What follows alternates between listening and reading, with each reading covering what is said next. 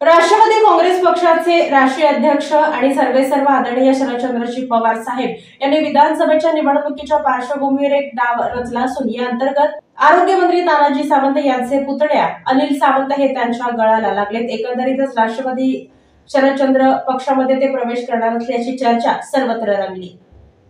पंढरपूर विधानसभा निवडणुकीत जाहीर होण्याआधीच तुतारी कोण घेणार याची उत्सुकता शिगेला लागलेली असतानाच शिंदे गटाचे मंत्री तानाजी सावंत यांचा पुतण्या भैरवनाथ साखर कारखान्याचे उपाध्यक्ष अनिल सावंत यांनी राष्ट्रवादीचे अध्यक्ष शरद पवार यांची भेट घेतल्यानं राजकीय वर्तुळात खळबळ उडाली आहे।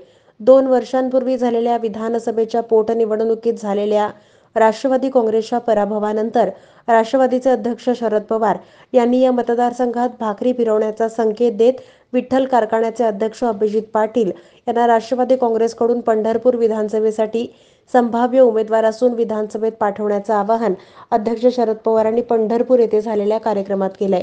दरम्यान भगीरथ भालके यांनी अभिजित पाटलांची उमेदवारी जाहीर होताच बीआरएसमध्ये प्रवेश केलाय।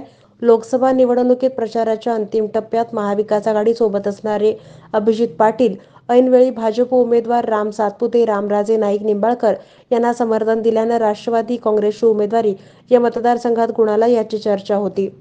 या मतदारसंघात भाजप उमेदवार समाधान आवताडे यांनी कोट्यावधीची विकास कामं केल्याचा दावा केला। त्यांच्या विजयात पुलाची कामगिरी बजावलेले प्रशांत परिचारक यांनी आपणाला 80,000 मतं मिळून देखील पक्षासाठी थांबून 40,000 मतं घेणाऱ्या समर्थन देण्याची वेळ आल्याचं सांगून त्यांच्या मनातली सल व्यक्त केली। विधानसभा निवडणूक लढवण्याच्या दृष्टीनं चाचपणी सुरू केली आहे, मात्र कार्यकर्त्यांनी तुतारीच धरावी असा आग्रह धरला आहे।